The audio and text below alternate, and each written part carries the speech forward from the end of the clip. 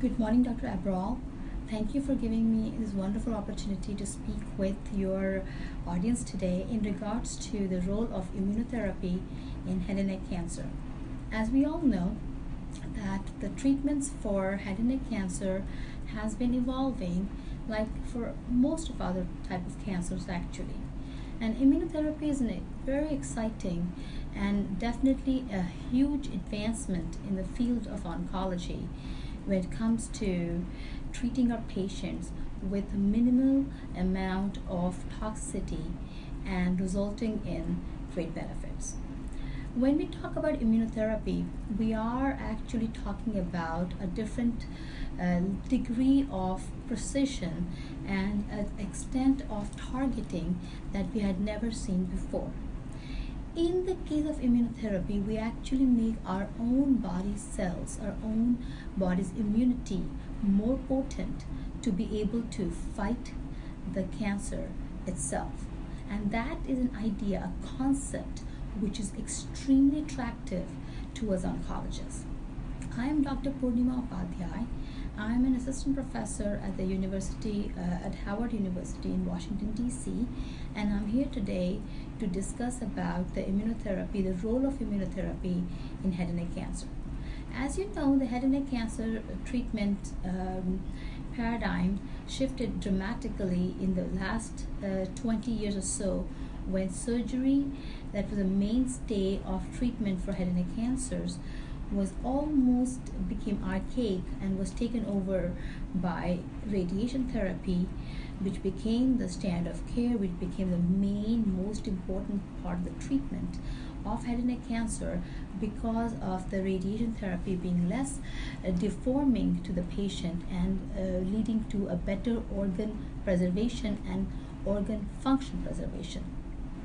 Radiation therapy was made much stronger with the use of concurrent chemotherapy, which in our situation was typically a cisplatinum or platinum-based chemotherapy, which was definitely a big breakthrough when it came to organ preservation. However, in our quest to find more effective therapy that were more effective, first of all, but also at the same time less toxic to the patients, we stumbled across almost what we call the target therapy in the form of cetuximab. Cetuximab, as you know, or we call it Erbitux here, but cetuximab is the name of the molecule, is known. So now coming to the topic at hand, immunotherapy in head and neck cancer. And this is an extremely important topic to be discussed, and we can have an hour-long discussion or maybe even a day-long discussion just on this topic. So one of the landmark trials that paved the way for immunotherapy in head and neck cancer was the KEYNOTE-048 trial, which was an open-label phase 3 trial in which approximately 900 patients were randomly assigned to either receive single-agent pembrolizumab or pembrolizumab in combination with chemotherapy, a platinum-based chemotherapy with 5-fluorouracil, or cetuximab plus the chemotherapy, the same chemotherapy, the platinum plus 5-FU based combination. PD-L1 was assessed and a score was given called a CPS, which is a combined positive score that stains the lymphocytes as well as other cells in addition to tumor cells. Results were evaluated for tumors that had CPS or the combined positive score of more than 20 versus tumors that had a CPS score of more than 1 and the entire cohort. So there were three ways of looking at the results: CPS more than 20, CPS more than 1, and the entire cohort.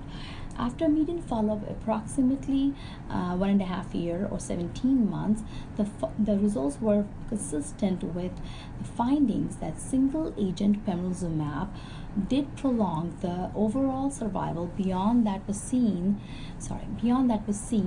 with cetuximab containing combination in the patients whose tumors had a CPS score of more than 20. the median survival was 14.9 months in comparison to 10.7 months, with the hazard ratio being 0.61, which is significant, with a 95% confidence interval, well within the range of 0.45 to 0.83. Hence, it was a statistically robust finding. And in those patients whose tumors had a CPS more than 1, the median survival was a little bit less of 12.3 months in comparison to 10.3 months. And once again, the hazard ratio was 0.78, with the confidence 95% confidence interval being 0.64 to 0.96. So you can see it is still statistically significant, but not as robust a finding as in patients who had a CPS score of more than 20. Or the patients who had tumors with a CPS score of more than 20. Patients receiving single agent pembrolizumab had fewer grade 3, this is very important, they had fewer grade 3 or to 5 adverse events, 17 in comparison to 69%, and they had much more durable responses of 20.9 months versus 4.5. So think of this for a second. These are patients who all had metastatic or advanced recurrent head and neck cancer. They were not curable by surgery or any other modality.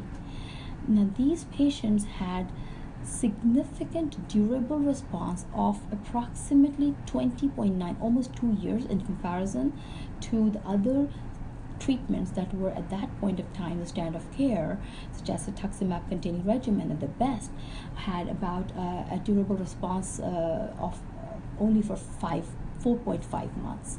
Now, with much less adverse effects of 17% in comparison to 69%. And this is a huge thing, this is a huge finding. Now, pembrolizumab containing combination therapy prolonged overall survival. Beyond that was seen with cetuximab containing combination in the entire cohort as a whole. That was median survival was 13 months in comparison to about 11 months or 10.7 months. And the hazard ratio was 0.77, with the confidence interval still in a statistically significant range, the 95% confidence interval of 0.63 to 0.93. Response rates, progression-free survival, and the rates of grade 3 to 5 adverse events were similar between the treatment groups. So those receiving the pembrolizumab containing combination had longer duration of response, much longer duration of response of median survival, median response durability was 6.7 months in comparison to 4.3 months.